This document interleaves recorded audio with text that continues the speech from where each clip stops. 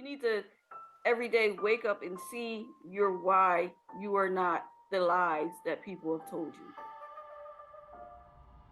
And sometimes it's going to be multiple times a day. You're going to have to dig deep in the Bible and look at uh, who God believes that you are. I mean, He created you, right? He created you to glorify Him. You think He's going to create mess to glorify Himself? I don't think so. You shouldn't think so either.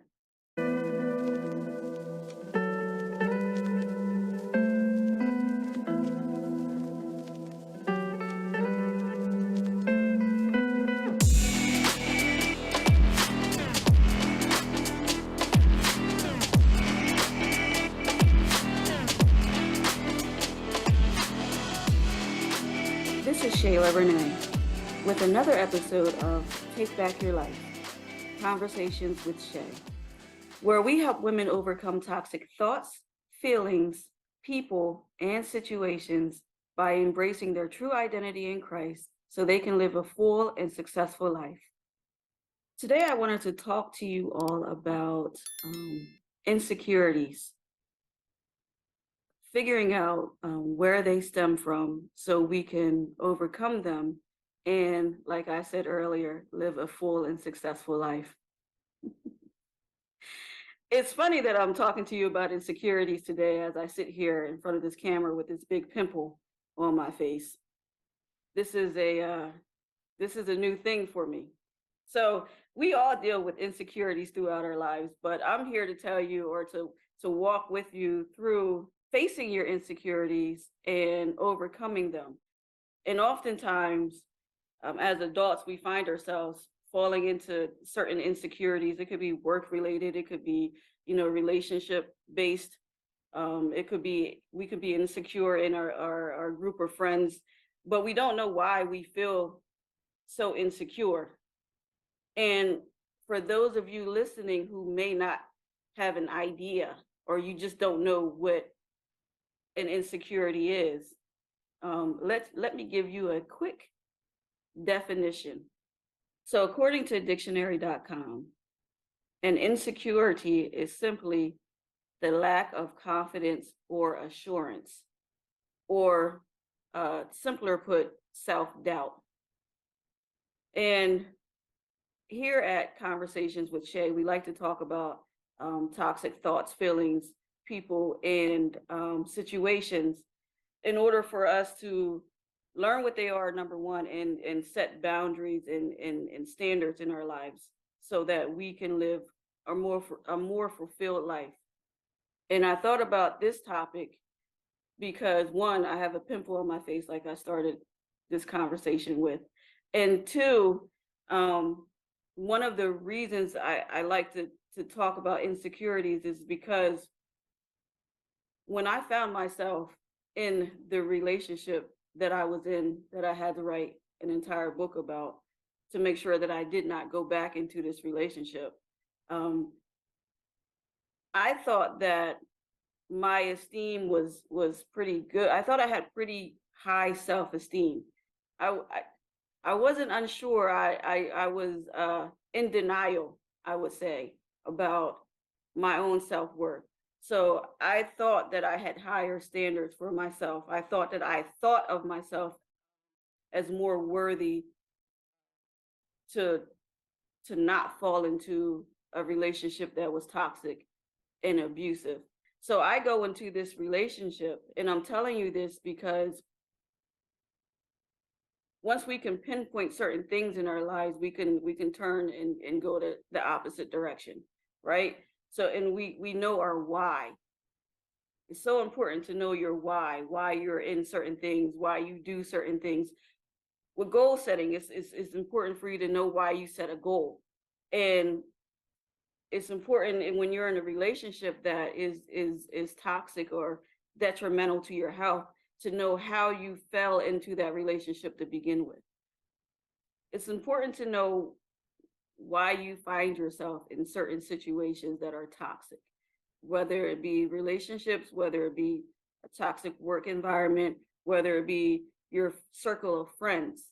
Like if you find yourself in situations where it's mentally draining you and you're being physically abused, I mean, listen, if you're spending all your money every weekend at a club and you don't know how you're going to survive the rest of the week, most likely you're in your group of friends that you're hanging with, there's some toxicity around, like surrounding that, where you don't have, no one in the group has good financial acumen or self or awareness, and that in itself is a problem, right? But it's not enough to know that you're in surrounded by, toxic people, and you are probably a toxic person yourself.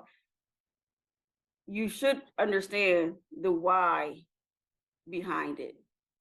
I thought about this subject. Well, it's been on my mind a lot lately about certain insecurities I face in life still, things that I've overcome, insecurities that I've overcome, and then still feeling insecure in many other areas in my life. For an example, insecure in business. If I didn't have the support of my husband in doing what we do as a team, me putting out a book that, pretty much talks about my innermost demons, and me coming on in front of this camera every week to talk to you about, a lot of my personal life struggles, I probably would have stopped doing this a long time ago if I didn't have the continual support of, believe it or not, our 6-year-old son, or some of my other family, my sister and my brother-in-law and people like that.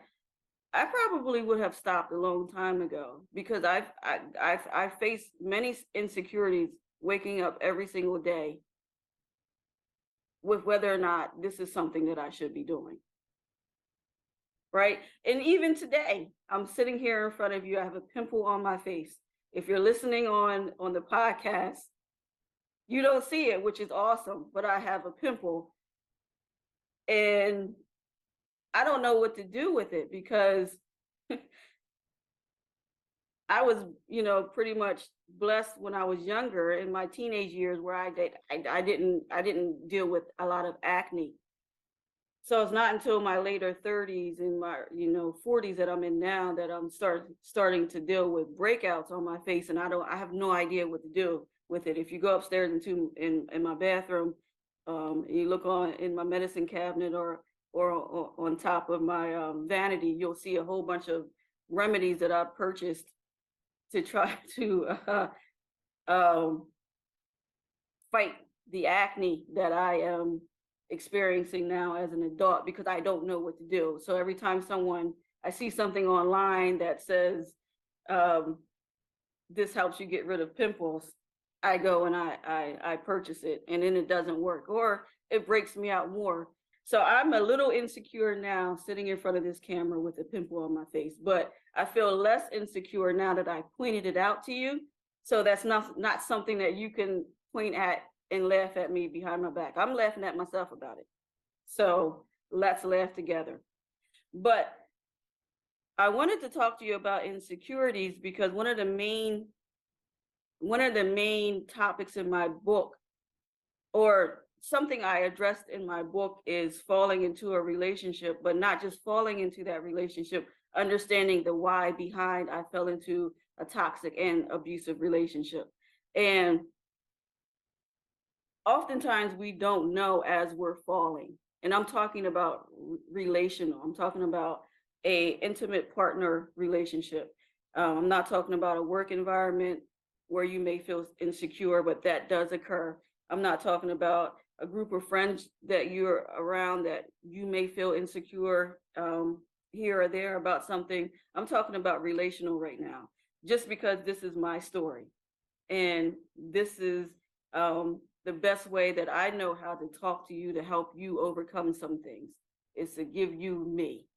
And I found myself in a relationship that I talk about often, where I had, little to no self-esteem, no self-worth, entering the relationship. And I talk about, a lot of the, what happened at that time in my life that caused me to have low self-worth, because our insecurities stem from, oftentimes stem from our performances or what the world expects of us. And I often talk about me having a criminal record when I found myself in this relationship, and that led to a lot of insecurities with my self-worth, because you know you're told, go to school, go to college, get a good job, and that's your life. And that wasn't the way my life was going. But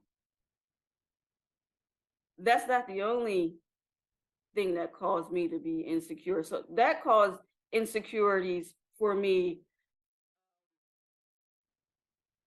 more, it had more to do with production, what I would be able to produce in life. I thought that, I was in a dead end, and I wasn't going to be able to make a good living, provide for myself, yada, yada, yada. There was another insecurity that I was facing that dealt with my physical appearance. And that was deep ingrained in me from my childhood. And it took me a while to remember why I felt so lowly about myself, or how, what I looked like, and how I appear to others. Right. So if someone's interested in me that I think is good looking, like, I'm surprised that they were interested in me, because I feel so like, uh, I don't think that I'm very attractive. Right. This is how I felt going into the relationship that I was in. And I'm being vulnerable with you right now to help you maybe be vulnerable with yourself. I can tell you a scenario, I can tell you a childhood story that I remembered, um, after doing some deep soul diving into why I felt about myself the way I felt about myself. And it was like I put a needle there, and it was like, that's where that came from. It's funny because, there's some things that God will reveal to us later on in life. Some things, you know, we don't need to, some things our minds block out, and it's for a good reason. And then there's some things that God can reveal to you later on in life that will help you overcome some insecurities that you may feel about yourself. And here's what was said, and this is what happened. I was in this apartment with a group of females, and the older ones were, teenagers. They were in middle school. And then you had me, who I was 9. I was in the 4th grade. And I guess I was what you would consider a cute child. Like, if you look at my son now, and I think he's like the most adorable person in the world. He looks a little bit like I did when I was younger. So the conversation that day was about, how everyone looked in the group. And it got to me. And I can tell you, like, I know who the people, like, I know who these people were, like, that I was in this group with. And I have no hard feelings towards them today. It just is what it is, and kids being who they were. But it's important to know, like, what words do to you, especially at a young age. So the conversation gets to me and my looks, right? So the thing that was said was that you're very cute now, but that means you're going to be ugly when you grow up. you're cute now, but you're going to be ugly when you grow up.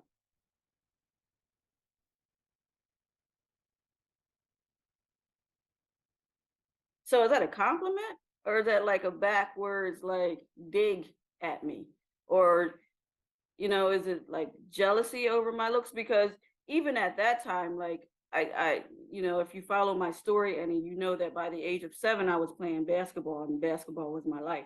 So I wasn't even into looks. Like, I almost could care less about what I looked like. I didn't even think about looks. I didn't have a feeling about how I looked until that moment. And then that moment hits when I'm 9 years old, and all of a sudden I'm insecure about how I look. And that stayed with me until I was a young adult. And I can remember, like, I can almost feel the way I felt when this happened to me as I retell this story.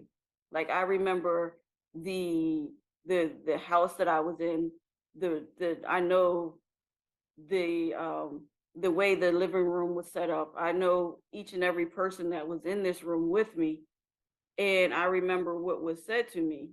And I know that I left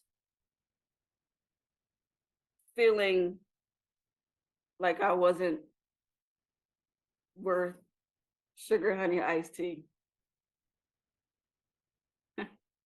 I know I left that apartment feeling like, um, you know, crap.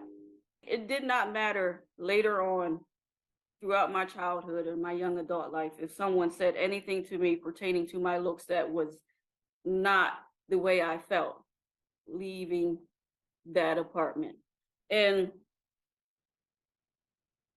because I didn't believe the afterwards that was said to me, because that what was said was it was rooted so deep in me.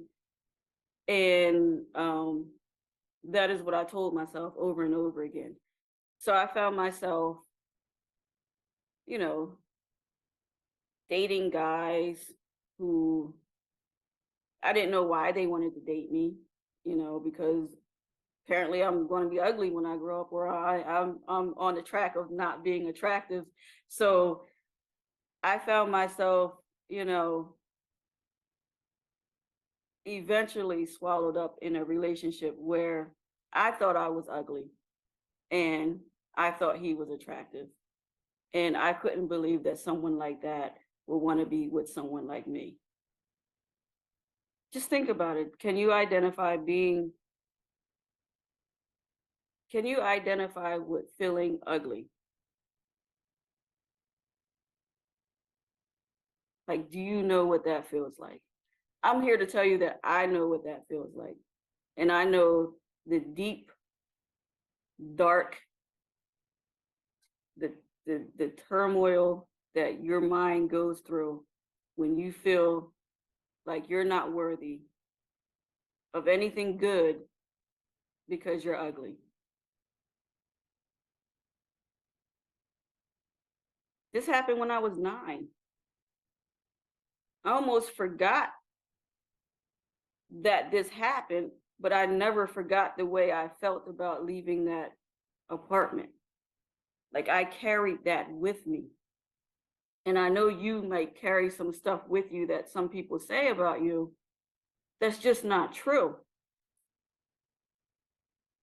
It could be their beliefs.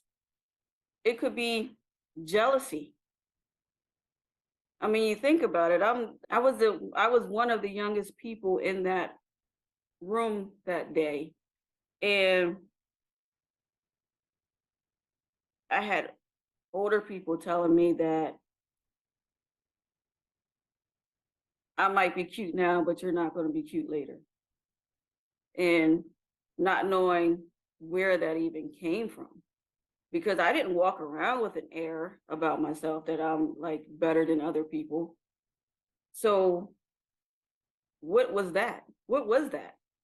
And looking back, like, you can put some you can define moments like that. You can put some you can put some words to what that was from those people. Like I can tell you right now that there may have been some jealousy in that room.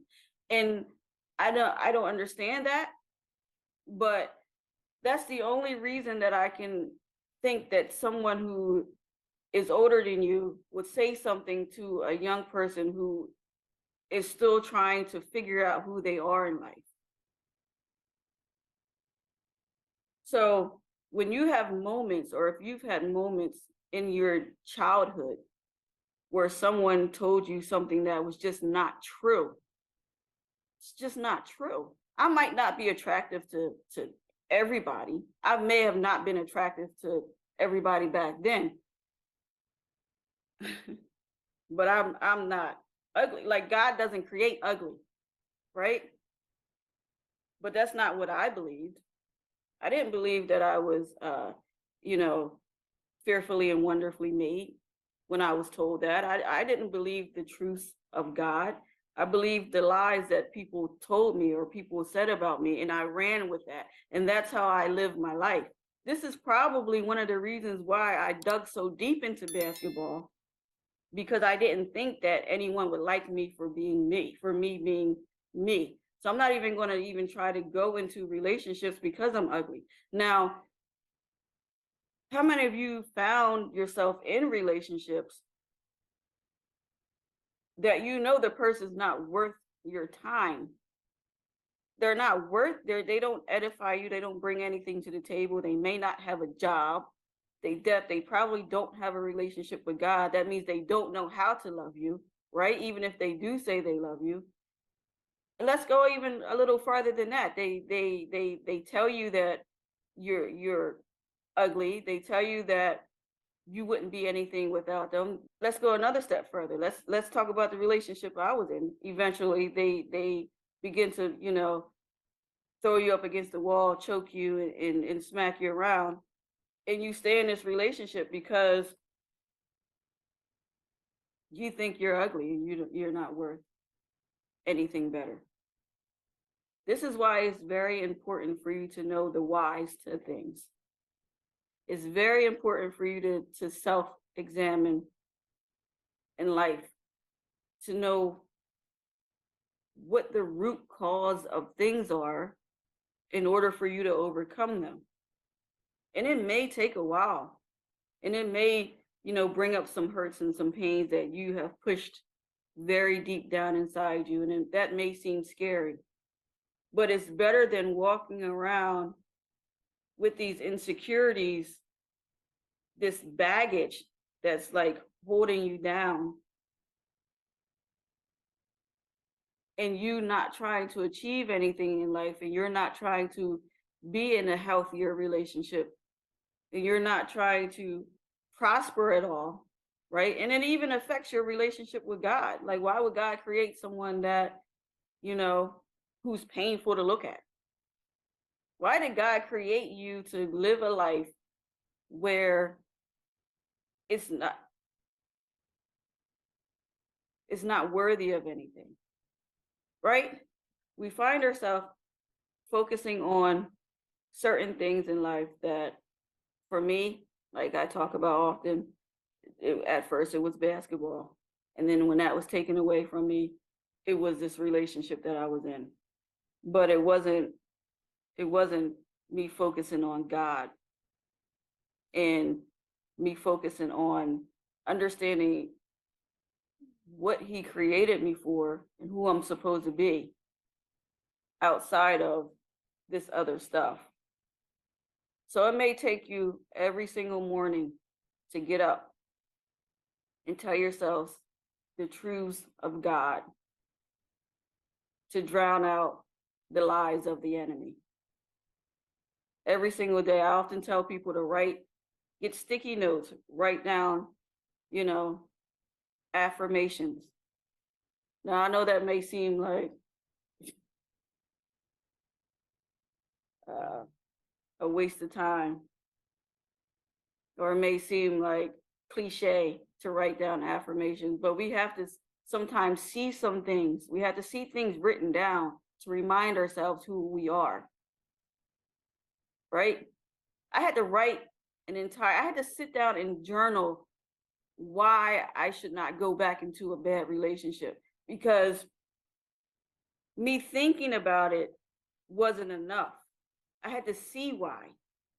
So you need to every day wake up and see your why you are not the lies that people have told you. And sometimes it's going to be multiple times a day. You're going to have to dig deep in the Bible and look at uh who God believes that you are. I mean, he created you, right? He created you to glorify him. You think he's going to create mess to glorify himself? I don't think so. You shouldn't think so either. So understand your why, where your insecurities stem from. And I know we have, that's one example. That was something that catapulted me into a life of uh, alcohol abuse, drug abuse, and whatever else that I did to try to numb some of the pain that I felt about how I thought other people looked at me. And it just wasn't true. And I'm here to tell you that the lies that people may have said about you are not true. Your mom may have said that you're not worth it. She curses the ground you were. Wait, what do parents say when they're upset? I mean, my parents never said anything like this to me, but I know that there are some very hurtful things that parents can say to their children, where it makes you question your self-worth. I'm here to tell you that that's not true. That teacher that may have told you you will never amount to anything, just because she doesn't understand your learning style, that's not true. Yeah. Your boyfriend telling you that you will be nothing without them, that's not true. Your job making you feel like you're worthless, like you're easily replaced, like there's hundreds of yous out there that can do what you do, that's not true. You're the only one. Your friends who just make you feel like you need to be grateful that they even let you in this friend circle, right? That's not true. You are something. You're something to God. You're something to me. Believe it or not, you're something to those who are around you and can see the beauty in you. You just have to believe it. I mean, I had to learn to believe in the truths and not believe the lies. So before I end this episode, I want you to do 3 things for me. Take these 3 practical steps in order to begin to overcome some of the insecurities that we are facing in order to move forward in living a more full and successful life. The first thing I want you to do is run to your local dollar store and grab you a pack of sticky notes. And I want you to write down these 3 scriptures on 3 separate sticky notes. You can use whatever version speaks to you, but make sure you get these 3 scriptures.